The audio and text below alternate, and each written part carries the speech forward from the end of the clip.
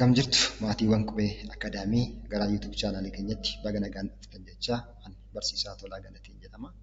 Barnoota Ji'oogiraafii kutaa 11ffaa kan waliin barannu ta'a. Ji'oogiraafii kutaa 11 boqonnaa 1 Unit 1 Formation of Continents kan waliin barannu ta'a. Formation of continents and the formations of the oceans. Akkasumas the formations of the Earth's history seenaawwan jalqaba uumama lafaarraa kaasee hanga har'aatti wantoota jiran waliin kan barannu ta'a. Dhumarratti learning outcomes kan jennu describes the formations of the Earth's continents. Dhuma barnoota kanaatti maal ibsuu danda'uudha qabna. Describe the formation of the Earth's continent yookaan immoo ardiiwwan har'a jiran akkasumas immoo oceans warreen jennu isaan akkaataa sanatti uumaman ibsuu danda'uudha qabna. And I recognize the Earth's geological history. Maal hubachuudha qabna? The Earth's history from its formations up to today hanga jalqabaa kaasee hanga har'a jirrutti seenaawwan fuula lafaarratti raawwatan the geological history hubachuudha danda'uudha qabna. Akkasumas explain the relative distributions of continents and oceans. Faca'insa yookaan immoo argaminsa ardiileewwan har'a ardiileewwan torban qabnuu fi oceaniiwwan shanan jiran faca'insa yookaan immoo argaminsa isaanii ibsuu danda'uudha kan itti qabnu. And appreciate the changing positions of the Earth's continents and oceans over the globe. Geological times appreciate the changing positions.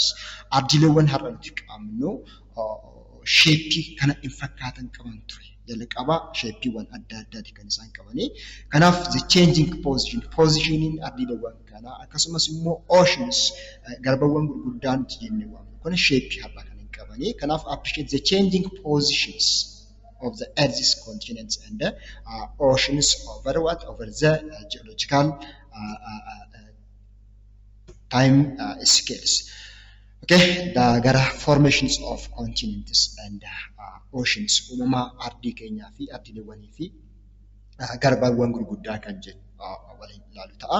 Formations of the continents.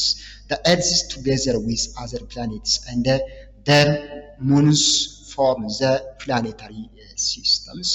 Har'a lafti nuti irra jiraannu fi akkasumas immoo plaanetiiwwan jiran plaanetiiwwan kan akka Mercury ta'uu danda'a, Venus ta'uu danda'a, Jupiter, Saturn, Uranus kan jennu akkasumas with their satelliitiiwwan fakkeenyaaf saatalaayitiin lafti qabdu naturally the ji'a yookaan moons forms the planetary system yookaan immoo maal jennee isa waamnu sirna plaaneetiidha kan isaan uumamanii. Eenyu dabalatee ardii nuti har'a irra jiraannu lafa dabalatee akkasumas immoo pilaanetiiwwan jiranii saatalaayitii isaanii wajjin maal uumu the planetary system sirna plaanetii kan isaan uumanii. Akkasumas the sun and the planet together again form the solar systems. The sun and the planet together gidduu isaanii maaltu jirti? The sun is there.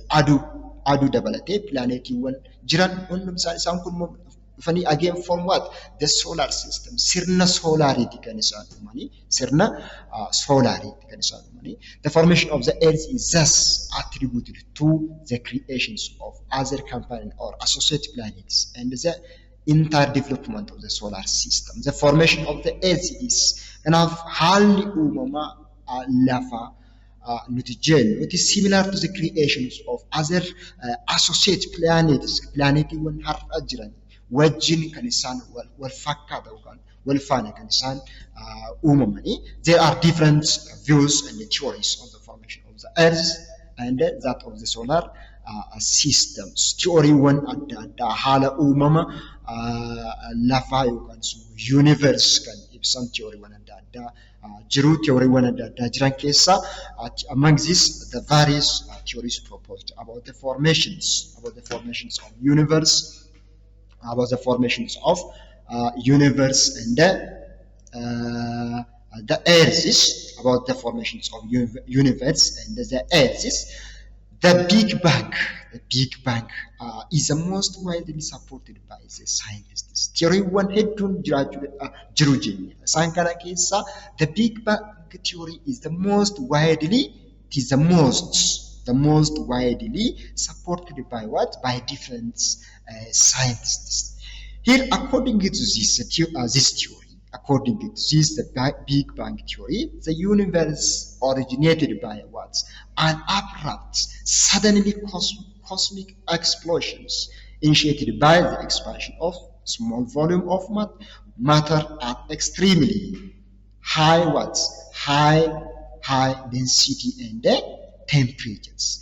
According to this theory, the universe kana jennu hawa gaalaksiiwwan adda addaa kan keessatti argamu akkasumas immoo sirni soolaarii sirni pilaanetarii siistemii kan keessatti argamu yookaan qaamni baay'ee bal'aa ta'e kun universe jennee kan waamnu kun it is originated by what? An abrupt cosmic explosions. Abrupt akka suddenly cosmic what? Explosions. Dhohiinsa akka tasaatiin wantoonni from what? From the singularities from abrupt cosmic explosions by the expansion of small volume of matter at extremely what? With a high density and high temperatures. High density and the high temperatures. This space explosion was then followed by the formations of what? The numerous space objects. Dhohiinsa kanarraati was then followed by the formation of numerous space objects like what we call our solar system. Ishii ardiitti keessa jiran kan keessatti argamu sirna soolaarii ardiileewwan adda addaaf keessatti kan hammate akkasumas immoo gidduu isaaniitti maal kan jiru aduun kan jiru kun kana kan uume. This space explosion was then followed by the formation of the numerous space objects like the system through the material collisions, cooling and gravitational attraction among these objects. Qaamni sin addaan explosions, cosmic explosions, then gradually becomes what? Becomes cools, then forms what? Collisions. Gara walii isaaniitti maal ta'a deeme dhufaadha kan deeme akkasumas gidduu isaanii waan jiruufi there is what? The gravitational what? Attraction. Therefore this gravitational attractions qaamni jalqaba adda faffaca'ee ture sun inni jalqaba gaasiiwwan kan akka helium and hydrogen kan jennu sun maal ta'e gara walii isaaniitti maal ta'a dhufanii become what? Collided because of what? Cooling and then gravitational what? Attraction among these objects. Therefore, here our Earth was just created from what? From this the mixture of gases and dust what? Particles. Gaasiiwwan jalqaba maal adda dhuka'ee yookaan adda faffaca'ee sun turannaa keessa deemsa keessa maal ta'a dhufanii gara walii isaaniitti maal ta'a dhufanii deemaa dhufanii akkasumas cooling hamma qorraa deeman itti taa'e kan isaan dhufanii then gara walii isaaniitti maal ta'a dhufanii there is gravitational attraction among these the gases and the dust particles moving in what? Moving in the space around what? The sun about 4.5 billion years ago. Kanaafi ardiiwwan yookaan lafti uumamni lafaa eessaa ka'aa yookaan immoo waggaa meeqaan duraasa jennuu fi from 4 waggaa biliyoona 4.5 billion years ago har'aan fuuldura waggaa biliyoona 4.5 fuuldura kan isheen uumamte. Kanaaf haalli uumama lafaa fi pilaanetiiwwan adda jiran walumaa galatti universe kan jennu uumamsaan eessadha kan isaan dhufanii from at the same times haala wal fakkaata yeroo wal fakkaataa keessa kan isaan uumaman akkasumas immoo from the same materials at the same times. The first cosmic solidified and created initial land masses gathered to form the early continent called what? Rodinia. Kanaaf qaamni dhufee maal ta'e jennee walitti dhufee ititee because of gravitational attraction these dust particles and gases able to form the first continent, what we call the Rodinia. Rodinia jennetu waamna. This Rodinia is before what? Before what we call Precambrian era or before Pange. Before Pange. It's able to form is what? The first continent, what we call Rodinia. The first cosmic solidified and created initial land masses gathered to form the early continent, or it is the first continent called Rodinia. First continent, Rodinia.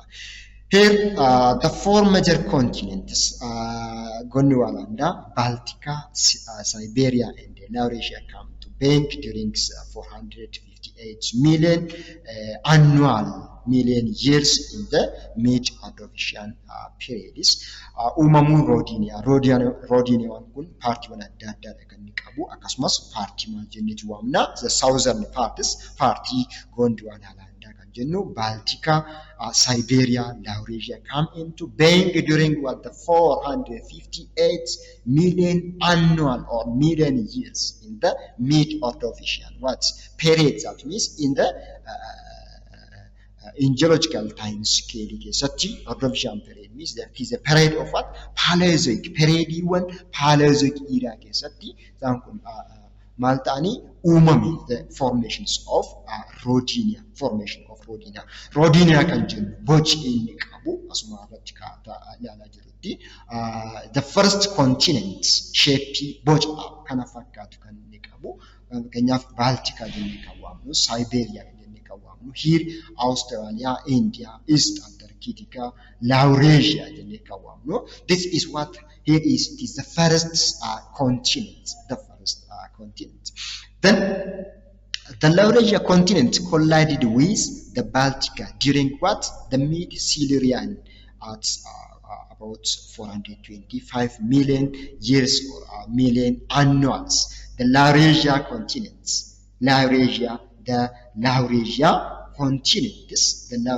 continents collided with the Baltica with what? The southern parts. Ammamu inni jalqaba maal ta'e aardii Roodiniyaan kun faca'ee kan jiru kun amma gara maalitti dhufaa deeme? Gara walii isaaniitti maal ta'aa dhufe? Mancanaatti dhufe because of what? The collusions amma exist gidduun kun maal ta'aa dhufanii? Walitti deemaati kan dhufanii ardiileewwan Gondwana, Baltica, Siberia, Laurasia kan jennu kun jalqaba Baltica and Laurasia come into collided at about 425 million years or million annuals. Then the continual collusion had then produced ardiileewwan sila jennu isaan sun arfan isaanii walitti dhufanii collusion had then produced the pre-Pangaea continent during the early Devonian period at about 390 million years before what? Before present. They are able to force mal uumuu danda'an the pre-Pangaean continent kun arfan sila jenne kun yookaan qaamni Rodinia kun maal ta'aa dhufanii walitti dhufanii maal uumanii? Aardii tokko kan isaan uumanii. In the late Carboniferous period in what? Kun ammallee kan inni ta'aa jiru. Ta'iiwwan kun aardii era isa kam keessatti? Era Paleozoic era keessatti kan inni raawwachaa jiru. In the late Carboniferous period, the North American continent started to develop from what? From the assemblage of the rocks. Then the supercontinent Pangaea had come into being at about 255 255 hanga 210 million annual before what? Before present. Maal uumuu danda'ani ardii tokkichi ardiiwwan jalqaba roodiiniyaan sun maal ta'ani walitti dhufanii ardii isa tokko jennu. At the end of Paleozoic eras gara dhuma era Paleozoic era yookaan era isa lammaffaa jennee waamnu gara dhuma Paleozoic era kana keessatti maal ta'ani kontinentiiwwan arfan Baltikaa Sibeeriyaa kan jennee waamnu sun maal walitti dhufanii maal uumanii ardii tokko Panjee uumanii. Panjee jechuun ardiileewwan arfan all in one hundi ardiileewwan jiran gara malee tokkoon hundi isaanii akkuma asirratti argaa jirru boca isaanii akkuma argaa jirru North America, South America, Africa, Antarctica, India, Eurasia isaan kun maal uumanii ardii tokkicha kan isaan uuman. Ardii tokko isa jennu maal jennee kan waamnu Panjee jennee kan waamnu. Kanaaf kan uumanii kun gara dhuma maal era Paleozoic era kan jennu keessattidha. Maal isa jennu the formations of Precambrian era yookaan immoo formations of the Pangees, formations of Pangaea. In the Triassic period, this supercontinent started to what? Break apart. It started to break apart. In the Triassic period of Mesozoic eras. Gara dhuma era Paleozoic era jennu keessatti maal ta'aa dhufanii ardiin tokko kun uumame, Panjeen uumame, then Mesozoic era keessatti in the Triassic period of Mesozoic era, Triassic kan jennu period isa keessatti kan argamudha, the beginning of Mesozoic era. This supercontinent Pangaea started to break apart. Maal ta'aa dhufee bakka garaa garaatti ardiiwwan kun bakka garaa garaatti maal ta'aa dhufee caccabuu jalqabe. In the meantime, North America had moved away from African what? Continents. Inni sila Panjee ilaalle, inni jalqaba Panjee ilaalle maal ta'e North American fi Africans walitti dhiyaate, North American fi South Americans walitti dhiyaate kan jiru kun maal ta'e North American fi Eurasia kan jennu maal ta'utti dhufanii in the meantime North America had moved away from the African continent. Inni ol siqaatti dhufe wal gadhiisaatti dhufan ardiiwwan kun gara kaabaa fi kibbaa isa jenna. In the late Cretaceous period kan jennu Cretaceous period jechuun period the end of Mesozoic. It is the end of Mesozoic eras. In the late Cretaceous period, the break apart of Pangaea bakka adda addaatti qoodame, then widened and oceans were created.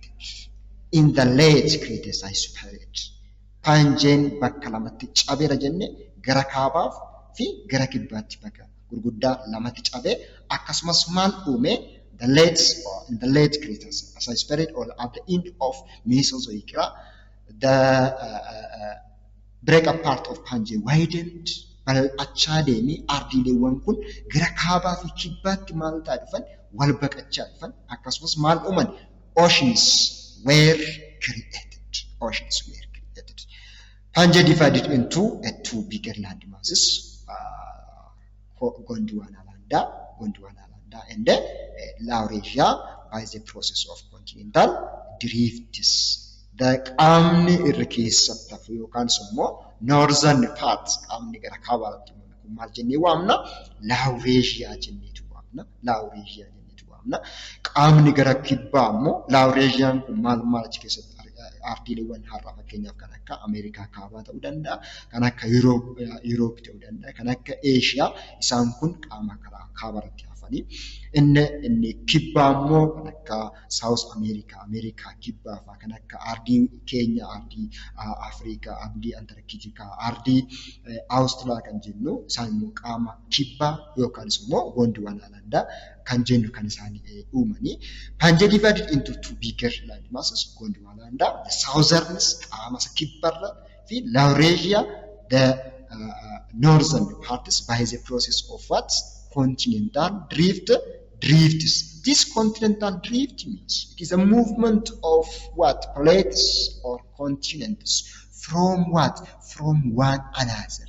Continental drift jechuun adeemsa ardiilee maal ta'an walii isaaniirraati maal ta'an adeeman siqaatii adeeman kana maal jenneetu waamna? Continental drift jenneetu kan waamnu. Continental drift jenneetu kan waamnu.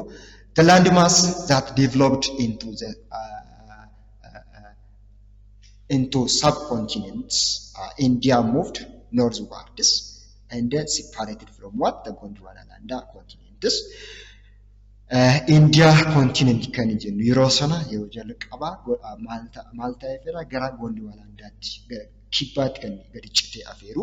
Then India moved northwards and separated from what? From the Gondwanaland.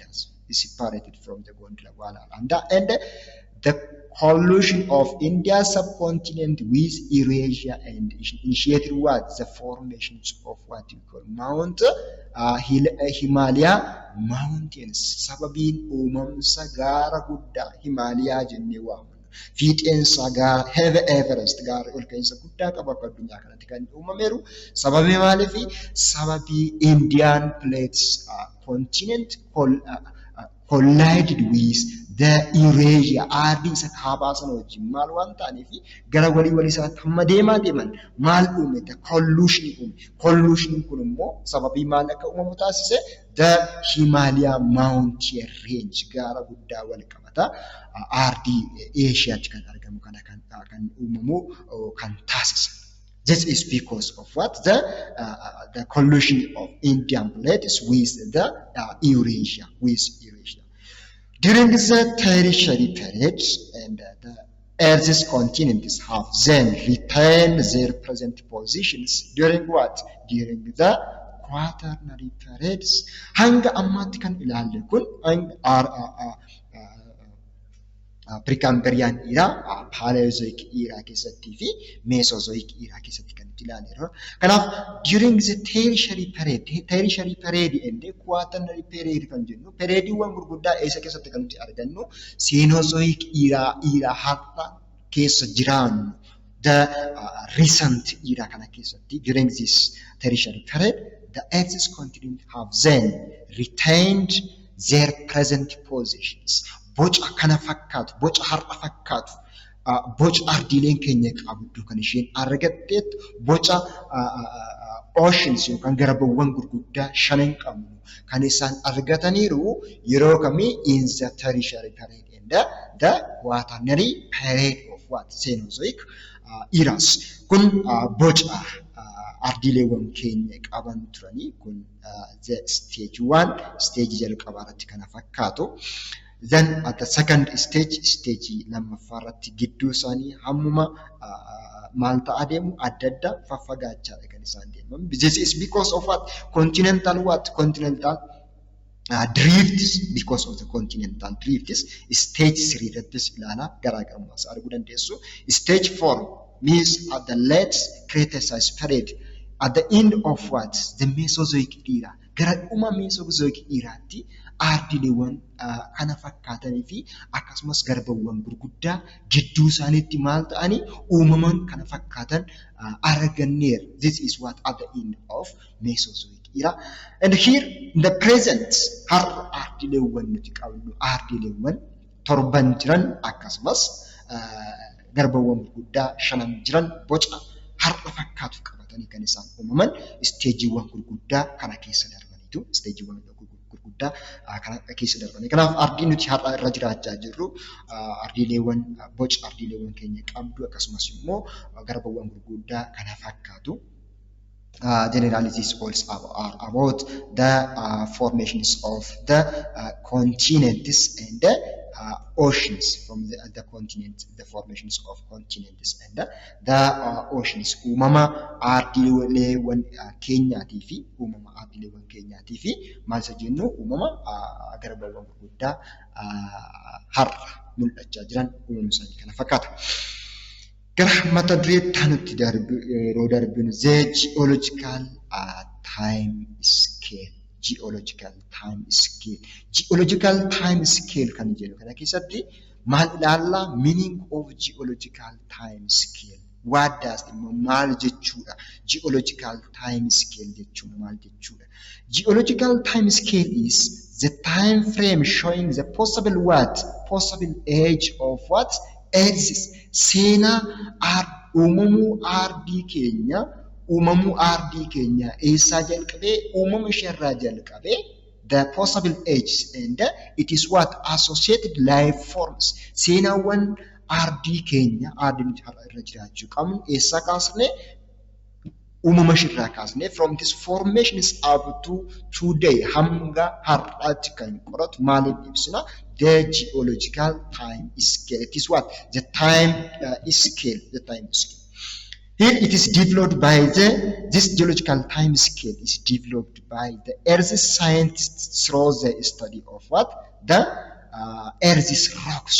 Through the study of earth's rocks. Kun geological time scale kan jennu scientistotaan kan developed ta'eeru yookaan kan guddatee jiru. Earth scientists through what? The study of the earth's rock. Through the study of earth's rocks.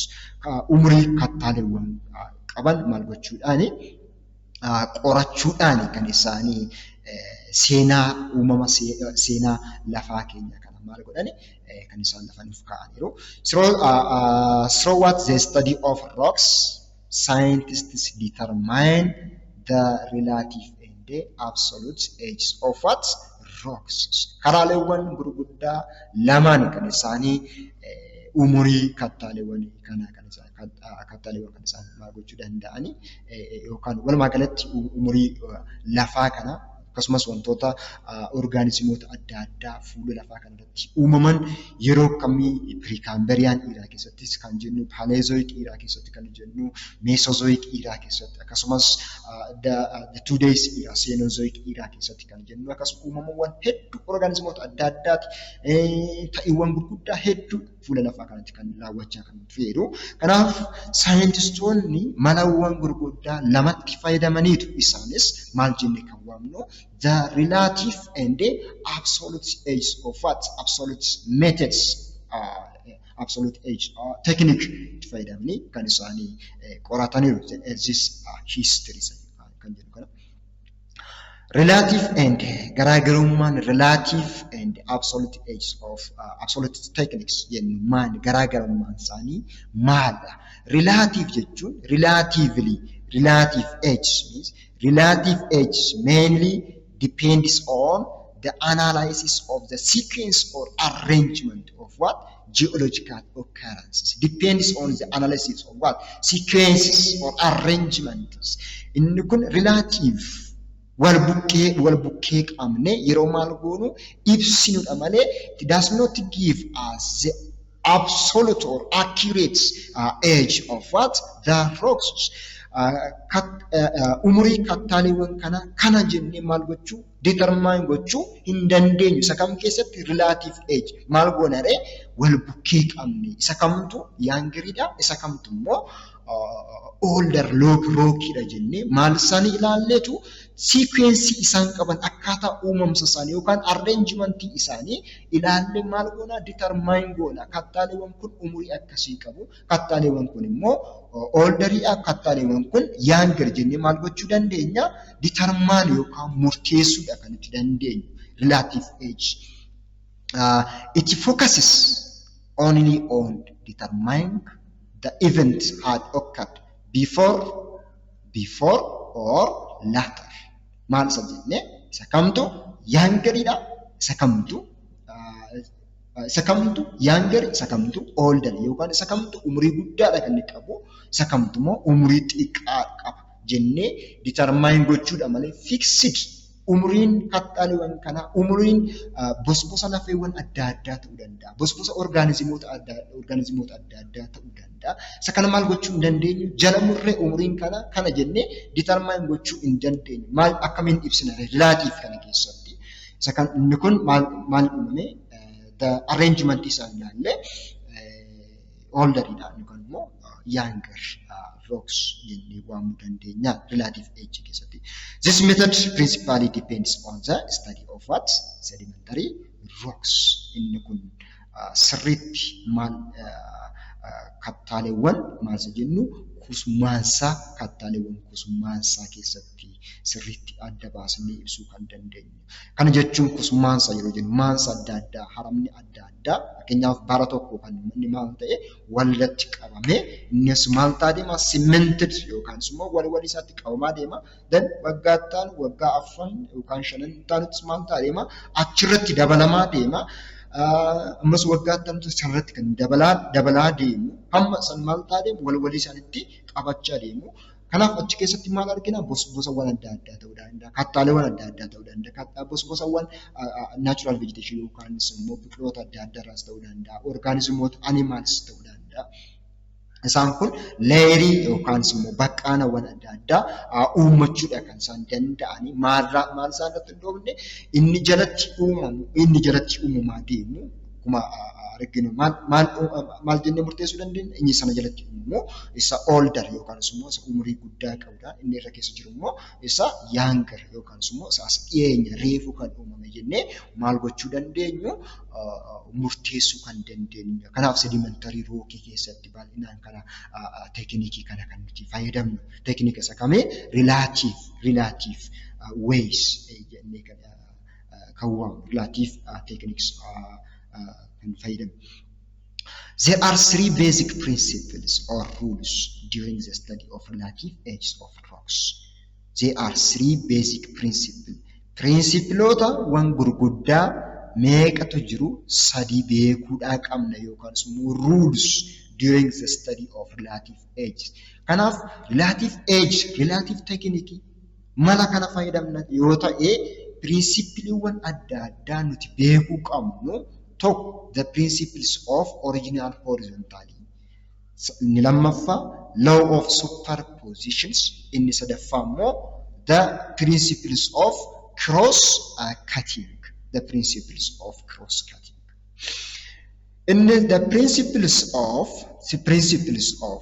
The principle of original horizontality indicates that layers of sediments are originally what? Placed horizontally under the action of what? Gravities. Under the action of gravities.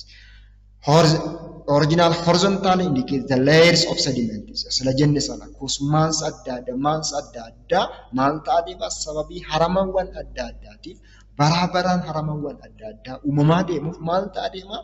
Leerii uummataa the horizontal layer yookaan immoo caasawwan maal uuma? Horizontally leerii uummataadha kan inni deemu. Kana nu argisiisa principles of original horizontal kan jennu. Inni lammaffaa principles of superpositions kan jennu. Inni maal nu argisiisa? Asserts or demonstrates maal argisiisa? The principle of superpositions that in undisturbed sequences of sedimentary rocks. Malli kun walumaa galatti maal jenneerra jalqaba? Malli relative age maal keessatti itti fayyadamna jenneerra? Ageewwan adda addaa maal kusmaansa sedimentary rockii keessatti kan itti fayyadamna jenneerra. For undisturbed sequences, sequencing isaanii, arrangementiin isaanii maal kan hin taane yoo ta'e, kan hin jeeqamne yoo ta'e, kan hin jeeqamne yeroo jennu kusmaansi yookaan immoo leeriin tokko uumamee inni sun irratti dabalamaa amma deemu gidduutti immoo maal kan hin uumamne yoo ta'e fakkeenyaaf kan akka dho'insi volkaanoo fa'aa ta'uu danda'a. Keessaatii asii ol dhufee maal isaa jeequu danda'a? Leeriiwwan sedimentary rookii kun qabu beekni isaa kana maal gochuu danda'a? Jeequu danda'a. Kanaaf for undisturbed sequences of sedimentary rock layers, beds, or the lava or flows, lava flows yookaan suma dho'insi volkaanootiin kan hin jeeqamne yoo ta'e the overlaying bed is what the younger kan hin jeeqamne leeriinsa structurii baqqaan isaa kan hin jeeqamne yoo ta'e kallattiidhumaan maal jennee murteessuu dandeenya inni irra keessa jiru maali isa kamidha isa as dhiyeenya isa umurii xiqqaa qabu jennee murteessuu dandeenya younger than the underlying isa jalaa sanarra maal kan ta'edha umurii xiqqaa qaba jennee maal gochuu murteessuu dandeenya jechaadha.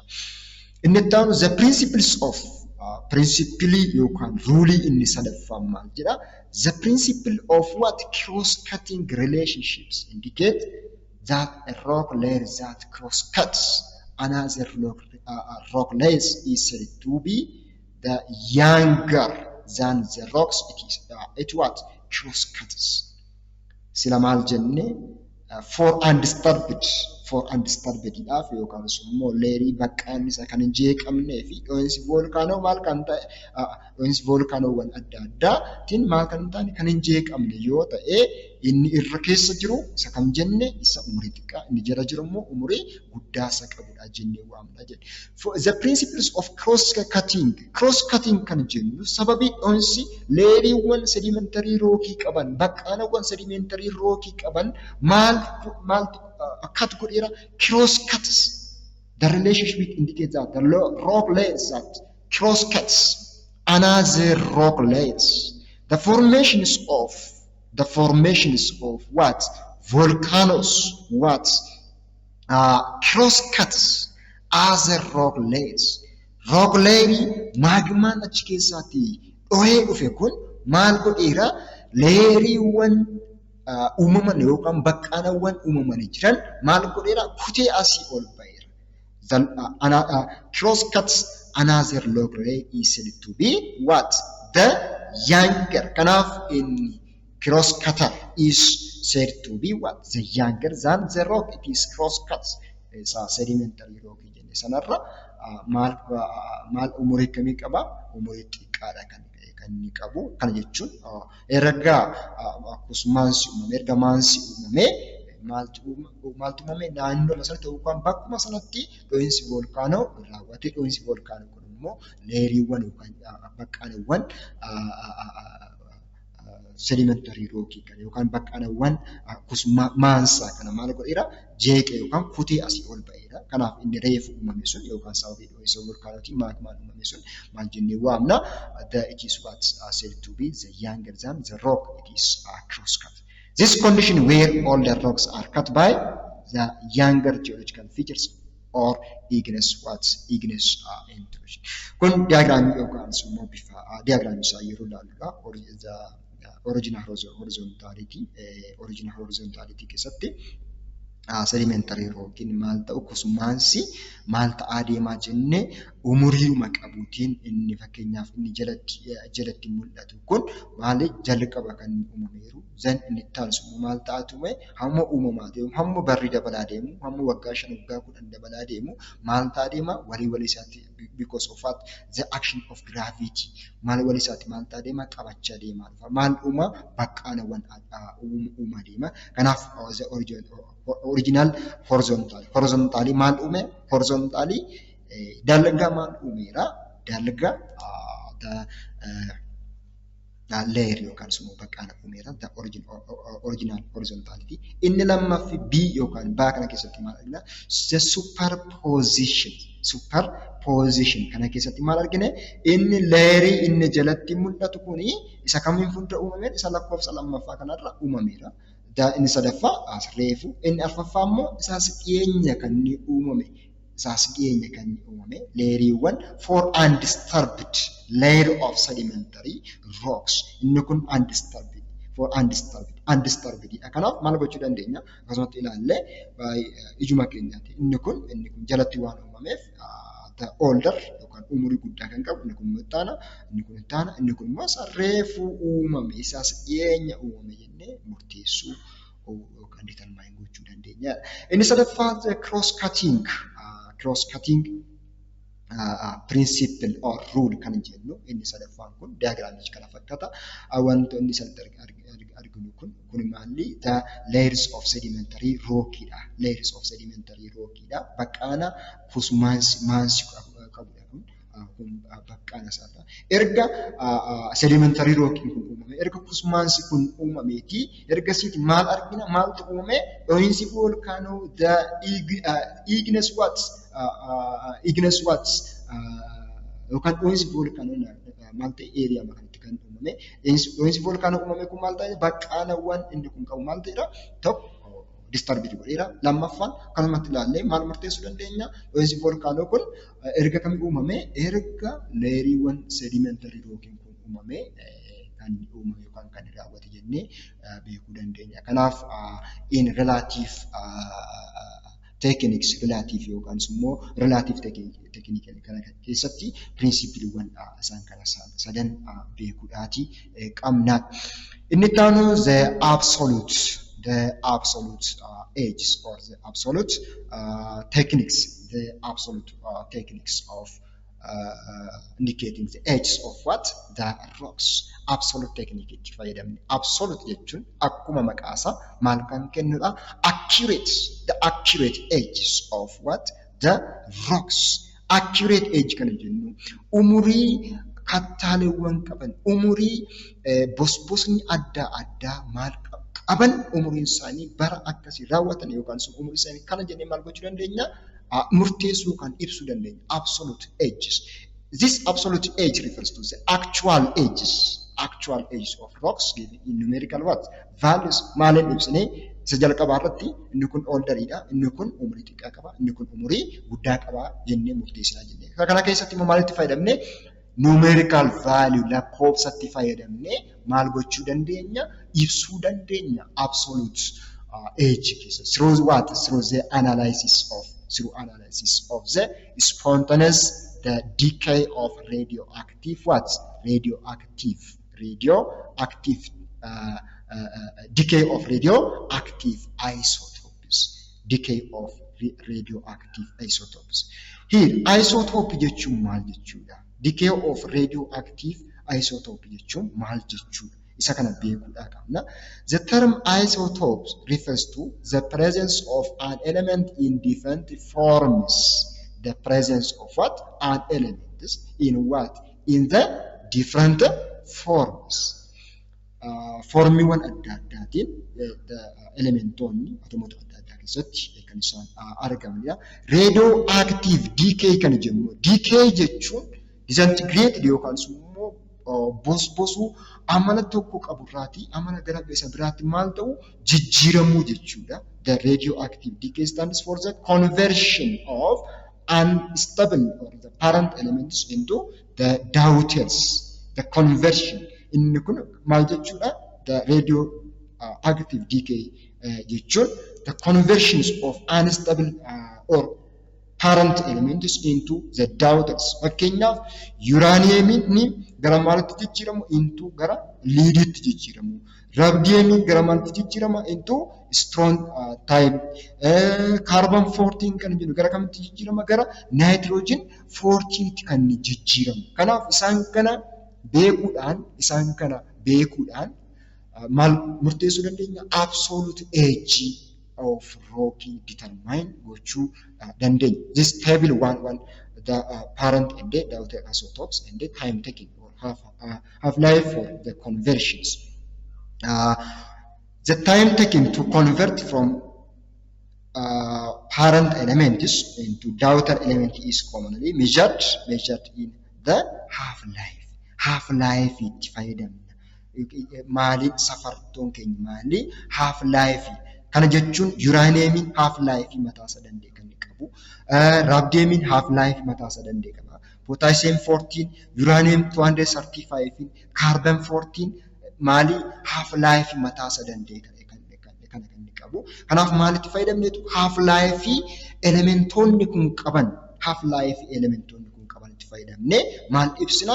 The accurate umurii kattaaleewwanii umurii bosbosa organismoonni adda addaa qaban maal gochuu determine gochuu dandeenya. Fakkeenyaaf carbon 14 osoo gara nitrogen 40 tti jijjiiramuudhaaf half life meeqa qaba?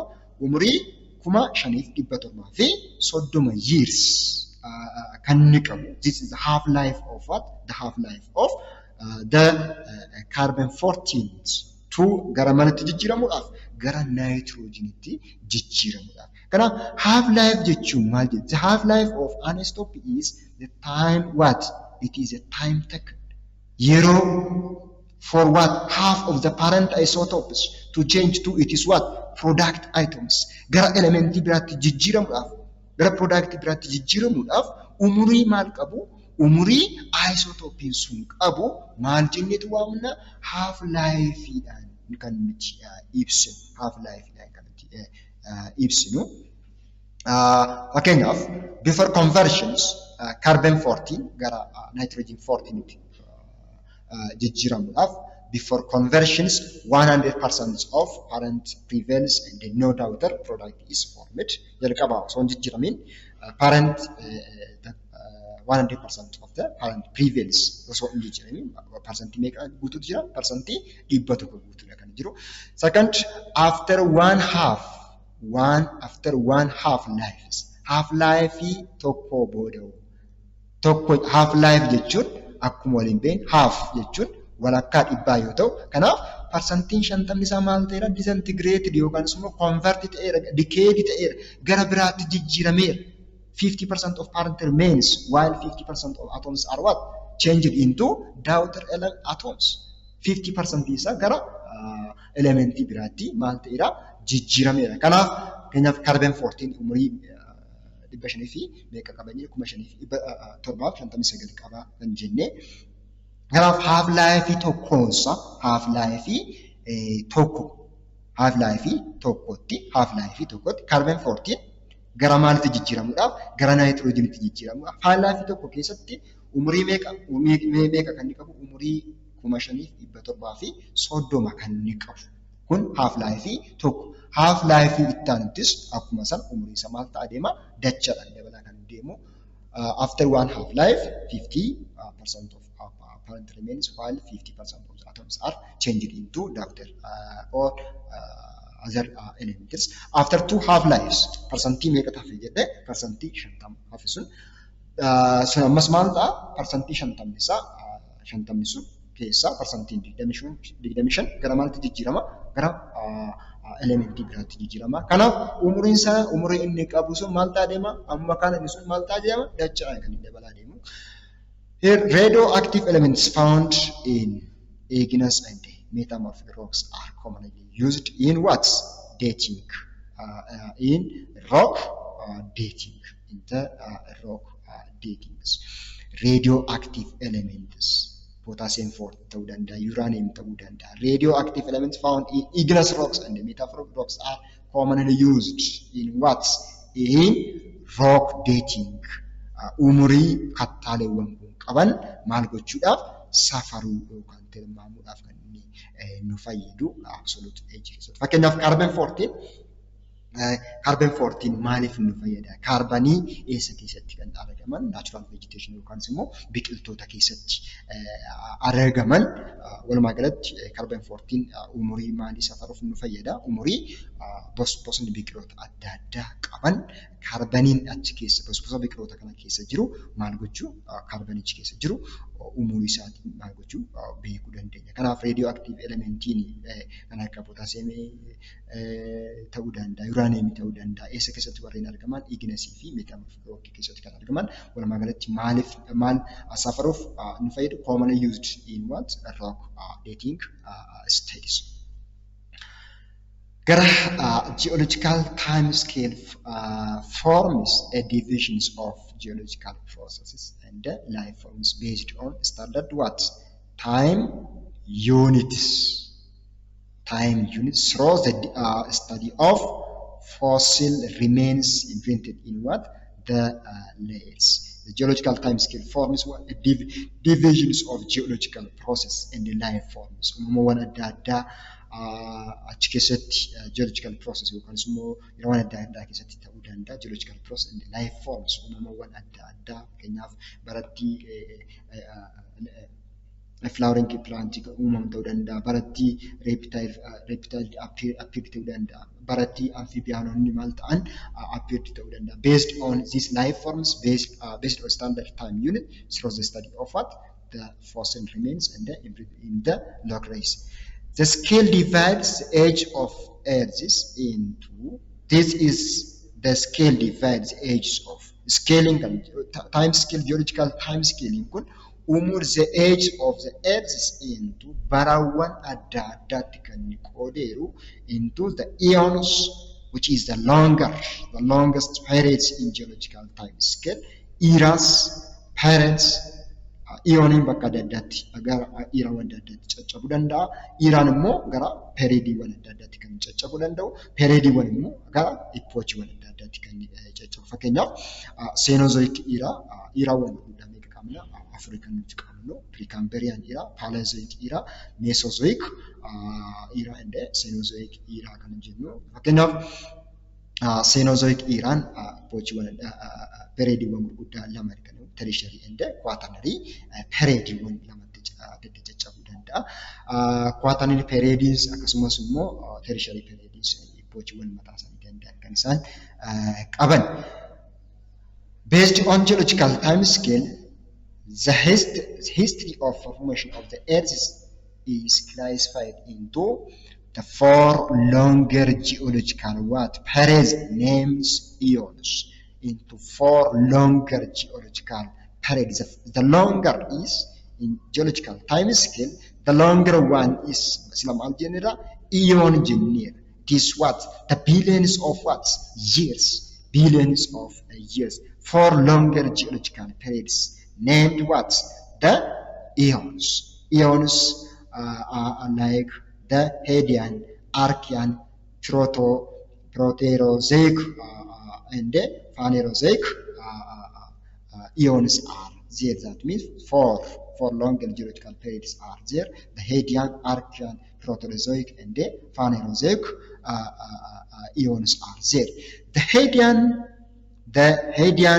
Archean, and the Proterozoic eons are often called in what are called the Precambrian before the emergence of the life on the Earth. Eoniiwwan gurguddaa sadan kana yeroo tokko tokko akka periodiiwwan Precambrian eraattis kan yeroo tokko itti lakkaa'aman jira. The Hadean, Archean, Proterozoic eons warreen jennu they are called the Precambrian era before the emergence of life is on the Earth. Inni arfaffaa the Phanerozoic is the most recent eon. The most recent eon. He is the Phanerozoic is the most recent eon. It is further broken into three geological eras. Some divisions of this Phanerozoic in what? Paleozoic, in the Paleozoic, in the Mesozoic, and the Cenozoic era. Kan nuti arginu. Gara geological eraatti ceena. Akkuma waliin beeknu there are four non-geological eras are there are identified in the history of the Earth. Eraawwan gurguddaa afur eessarraa ka'anii uumama lafaarraatii ka'anii hanga har'aa jirrutti eraawwan gurguddaa afur jiraachuu isaanii beektu. Isaanis kan akka Precambrian era from the Earth's formation yookaan immoo from 4.5 billion years uumamuu lafaa kanarraatii kaasee up to 600 million years before what? Before present. This Precambrian era jennee waamna. From 600 up to 270 million years, the second era is what we call Paleozoic era jennee kan waamnu. Inni sadaffaan Mesozoic era jennee kan waamnu. Umurii from 270 million up to 70 million years before present is the third era. And here Cenozoic era is the today's era. Today we are living in Cenozoic era. Har era nuti keessatti argamnu era Cenozoic era jennee waamnu keessatti kan argamnu. Kanaaf akkuma ta'anitti ta'iiwwan gurguddaa keessatti kan raawwataman yookaan immoo seenaawwan fuula lafaa kanarratti raawwatamanii darban akkasumas uumamawwan orgaanizimoota adda addaa ta'uu danda'a. In each era yookaan immoo eraawwan kana afran keessatti kan raawwatamu waliin kan ilaallu ta'a. The first, the Precambrian era. The Precambrian era is the oldest of geological eras. Lamal jenne from the formations of the earth is uumamuu lafaarraati hanga 600 million years. It is what? The oldest and the longest in geological time scale. The oldest and the longest of geological all the geological eras. And it shares around what? 85% of the geological times of the earth. Seenaa fuula lafaa qabdu keessaa parsantiin 85 eenyu kan qabate jiru. Eenyu keessatti kan argamu. In what? In the Precambrian era. Precambrian era keessatti. Kanaaf maal jenna? It is what? The longest of geological time scales. It was the time of solidifications of the earth and the formation of the oldest rock. Yeroo itti lafti kun from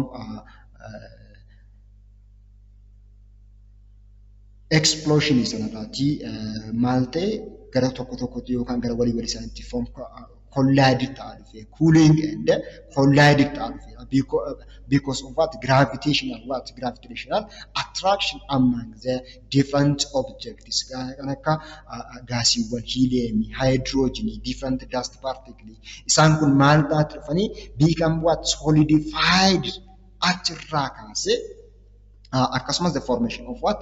The oldest rock in the Precambrian era. Rocks are created during that time are rich in what? Metallic. Yeroo baay'een isaanii kattaaleewwan uumamaa yeroo isaanii yookaan immoo metallic mineraalonni nuti qabnu har'a metallic mineral jennee kan waamnu baay'een isaanii kan isaan uumaman era isa kam keessattidha? Era Precambrian era keessatti kan isaan uumamanii. They are also often called the crystalline basement complex.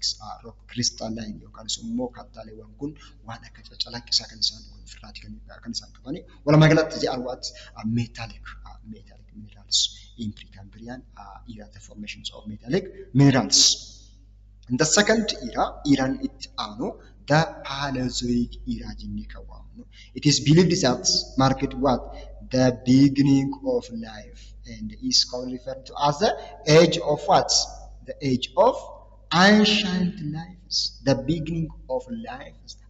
Era sa jalqabaa keessatti at the end of Precambrian era keessatti single life warreen jennee waamnutu fuula lafaa kana single life kan akka baakteeriyaa ta'uu danda'u, algee ta'uu danda'u. At the end dhuma maalii Precambrian era keessatti single life kan isaan mul'atan. Kanaafuu Paleozoic era keessatti Paleozoic era marked as what? The beginning of what? The lives. Yerootti jireenyi orgaanizimoonni adda addaa fuula lafaa kanarratti maal ta'uu jalqaban uumamuu yookaan mul'achuu jalqaban Paleozoic era kan jennee kan waamnu. The trilobites and the shelled animals were the common species of what? The common species of the times. Trilobites warreen jennee waamnu orgaanizimoota naannoo qaama bishaanii jiraatan isaan kun lafarraa jiraachuu dhiisuu danda'u umuriidhaani orgaanizimoonni species sana trilobite jennee kan waamnu species kun har'a lafarraatti kan isaan badaniiru.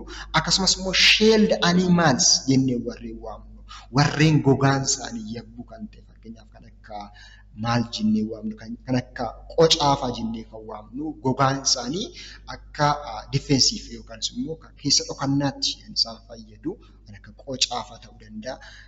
Kan akka orgaanizimoota kan akka maalii cilalluufaa jennee kan waamnu isaan kun addunyaa kanatti kan isaan mul'atan. There were the common species of the times common species. By the end of Paleozoic, all continents of the earth are joined together and created the super named what?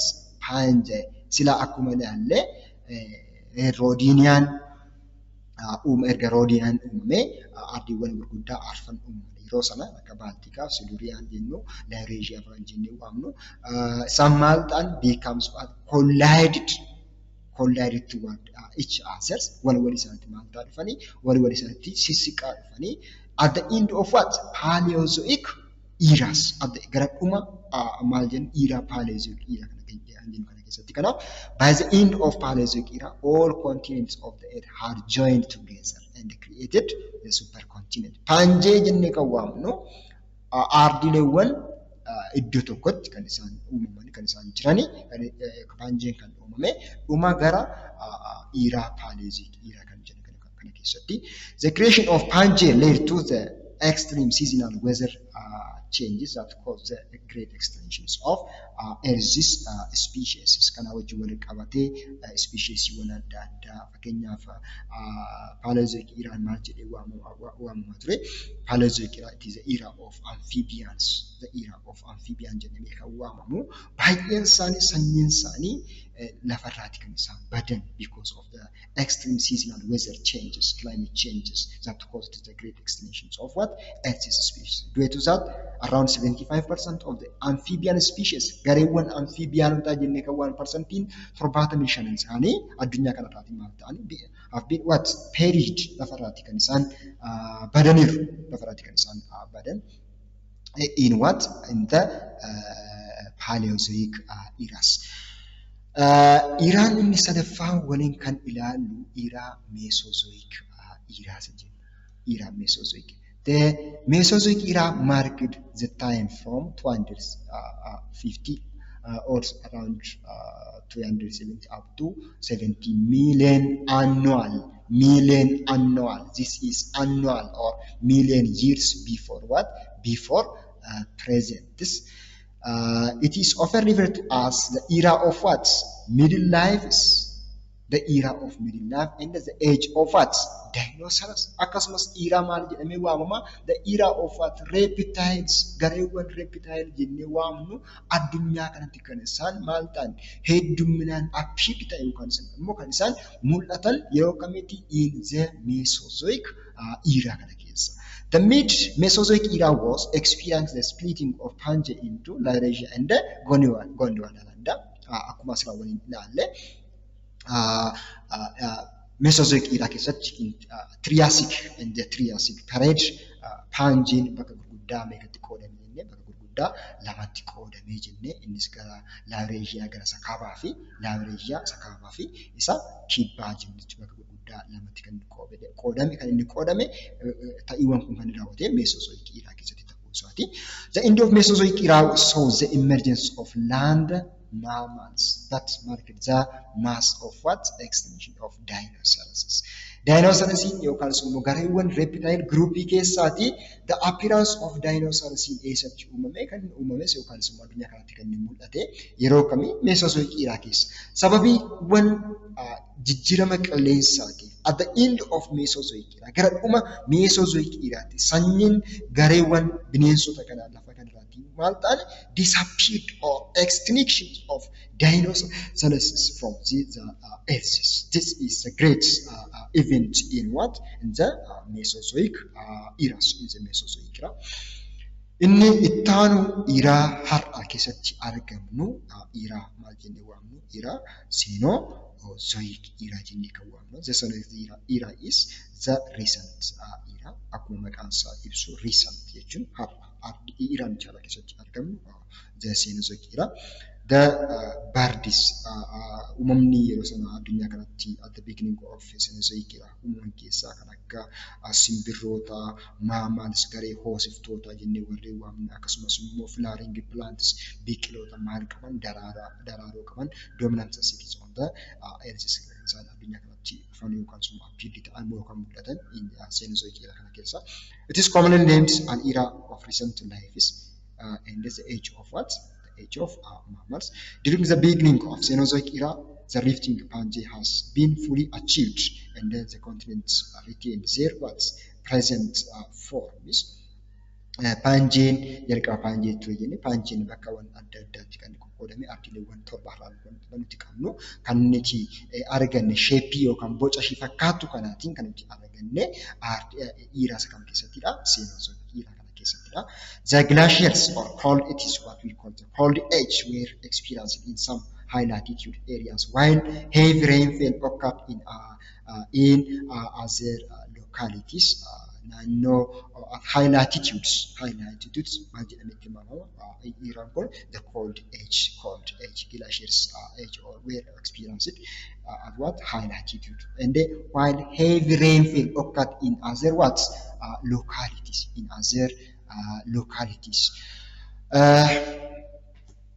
Barnoota keenya har'aa kana fakkaatu asumarratti xumurree waytii keenya ta'anutti yookaan immoo kutaawwan ta'anutti distributions of the continents and the oceans kan waliin ilaalu ta'a. Kanaaf viidiyoo keenya warra kanaan dura miseensa hin taane chaanalii yuutuubii kanaaf haaraa kan taatan saabskiraayib gochuudhaan maatii ta'aa isiniin jenna. Akkasumas viidiyoo chaanalii kana yoo jaalattan laayik godhaa akkasumas hiriyoota keessaniif sheer gochuu hin dagatinaa jechuun barbaada. Uffadha galatooma.